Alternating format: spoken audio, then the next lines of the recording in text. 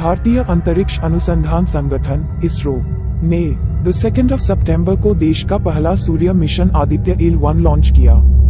इसका काउंटडाउन 11:50 पर इस मिशन को श्रीहरिकोटा के सतीश धवन स्पेस सेंटर से लॉन्च किया गया। आदित्य यान को PSLV C-57 रॉकेट के जरिए लॉन्च किया गया। इसके बाद ये 4 महीने का सफर पूरा करते हुए L1 पॉइंट तक पहुंचेगा। यहाँ जानिए इस मिशन से जुड़ी वो हर छोटी बड़ी बात जो आपके लिए जानना जरूरी है।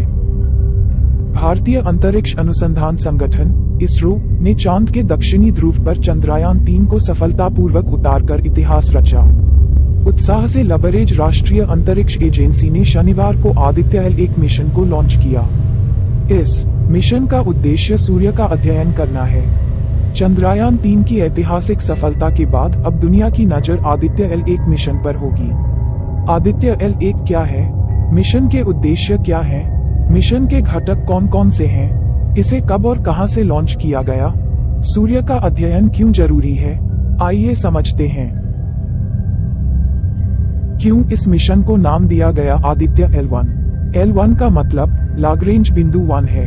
कोई लाग्रेंज बिंदु अंतरिक्ष में वो स्थान है जहां दो बड़े पिंडों सूर्य पृथ्वी का गुरुत्वाकर्षण आपस में बैलेंस हो जाता है। एक प्रकार से लाग्रेंज बिंदु किसी अंतरिक्ष यान के लिए पार्किंग स्थल का काम करते हैं। यहाँ किसी यान को वर्षों तक रखकर तमाम परीक्षण किए जा सकते हैं और कई जानकारियां जुटाई जा सकती हैं। चूंकि सूर्य का दूसरा नाम आदित्य है, इसका लक्ष्य L1 तक पहुंचना है। इसलिए इस मिशन को आदित्य L1 का नाम दिया गया है। आदित्य L1 सूर्य का अध्ययन करने वाली पहली स्पेस बेस्ड इंडियन लेबोरेटरी होगी। आदित्य L1 मिशन, जिसका उद्देश्य L1 के चारों ओर की कक्षा से सूर्य का अध्ययन करना है। पहले जानते हैं आदित्य L1 क्या है। आदित्य L1 सूर्य का अध्ययन करने वाला मिशन है।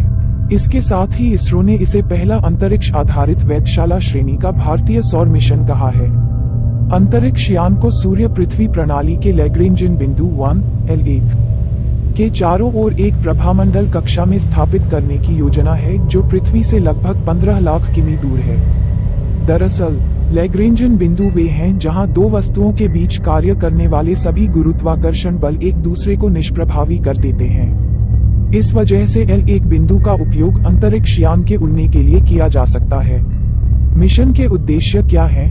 भारत का महत्वाकांक्षी सौर मिशन आदित्य L1 सौर कोरोना, सूर्य के वायुमंडल का सबसे बाहरी भाग की बनावट और इसके तपने की प्रक्रिया, इसके तापमान, सौर विस्फोट और सौर तूफान के कारण और उत्पत्ति, कोरोना और कोरोनल लूप प्लाज्मा की बनावट, वेग और घनत्व, कोरोना के चुंबकीय क्षेत्र की माप, कोरोनल मास इजेक्शन, सूरज में होने वाले सबसे शक्तिशाली विस्फोट जो सीधे पृथ्वी की ओर आते हैं, की उत्पत्ति, विकास और गति, सौर हवाएं और अंतरिक्ष के मौसम को प्रभावित करने वाले कारकों का अध्ययन करेगा।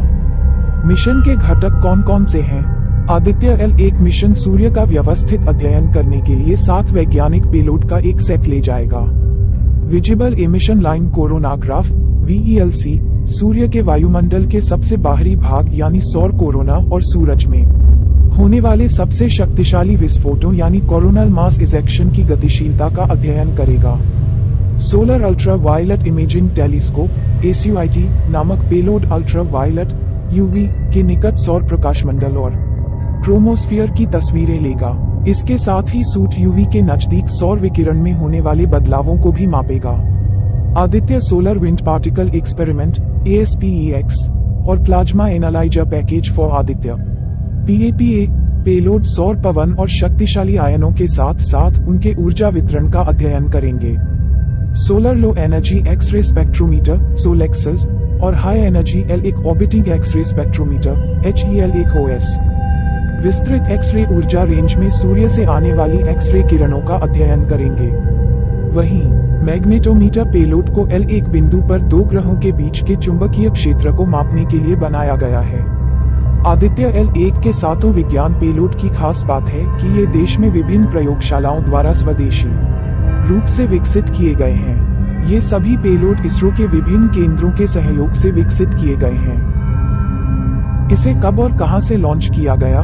चंद्रयान-3 मिशन की बड़ी सफलता के कुछ घंटों के बाद ही इसरो के प्रमुख एस सोमनाथ ने आदित्य L1 मिशन को लॉन्च करने की घोषणा कर दी थी। मिशन को 2 सितंबर आदित्य L1 मिशन से श्रीहरिकोटा स्थित इसरो के PSLV रॉकेट द्वारा सतीश धवन अंतरिक्ष केंद्र से लॉन्च किया गया। मिशन का प्रक्षेपण सुबह 11:50 पर किया गया। प्रारंभ में अंतरिक्ष यान को पृथ्वी की निचली कक्षा में स्थापित किया जाएगा। इसके बाद कक्षा को अधिक अंडाकार बनाया जाएगा और बाद में प्रणोदन के जरिए अंतरिक्ष यान को L1 बिंदु की ओर प्रक्षेपित किया जाएगा। जैसे ही अंतरिक्ष यान L1 की ओर बढ़ेगा, ये पृथ्वी के गुरुत्वाकर्षण क्षेत्र सोई से बाहर निकल जाएगा। यहाँ से बाहर निकलने के बाद क्रूज चरण, यान को नीचे उतारने वाला चरण शुरू होगा और बाद में अंतरिक्ष यान को L1 के चारों ओर एक बड़ी प्रभामंडल कक्षा में स्थापित किया जाएगा। एजेंसी की माने तो लॉन्च से L1 तक के पूरे सफर में आदित्य L1 को लगभग 4 महीने लगेंगे। सूर्य का अध्ययन जरूरी क्यों है? सूर्य निकटतम तारा है और इसलिए अन्य तारों की तुलना में इसका अधिक विस्तार से अध्ययन किया जा सकता है। इसरो के मुताबिक सूर्य का अध्ययन करके हम अपनी आकाशगंगा के तारों के साथ साथ कई अन्य आकाशगंगाओं के तारों के बारे में भी बहुत कुछ जान सकते हैं। सूर्य एक अत्यंत गतिशील तारा है जो हम जो देखते हैं उससे कहीं अधिक फैला हुआ है। इसमें कई विस्फोटकारी घटनाएं होती हैं, इसके साथ ही सौर मंडल में भारी मात्रा में ऊर्जा भी छोड़ता है। यदि ऐसी विस्फोटक सौर घटना पृथ्वी की ओर भेजी जाती है तो ये पृथ्वी के नजदीकी अंतरिक्ष वातावरण में कई प्रकार की समस्याएं पैदा कर सकती है। कई अंतरिक्ष यान और संचार प्रणालियां ऐसी समस्याओं का शिकार बन चुकी हैं। लिहाजा पहले से ही सुधारात्मक उपाय करने के लिए ऐसी घटनाओं की प्रारंभिक चेतावनी अहम है। इनके अलावा यदि कोई अंतरिक्ष यात्री सीधे ऐसी विस्फोटक घटनाओं के संपर्क में आता है तो वह जोखिम में पड़ सकता है। सूर्य पर कई तापीय और चुंबकीय घटनाएं घटती हैं जो प्रचंड प्रकृति की होती हैं। इस प्रकार सूर्य उन घटनाओं को समझने के लिए एक अच्छी प्राकृतिक प्रयोगशाला भी प्रदान करता है जिनका सीधे प्रयोगशाला में अध्ययन नहीं किया जा सकता है। और भी ऐसी जानकारी के लिए हमारे चैनल को सब्सक्राइब करें और लाइक करें। धन्यवाद।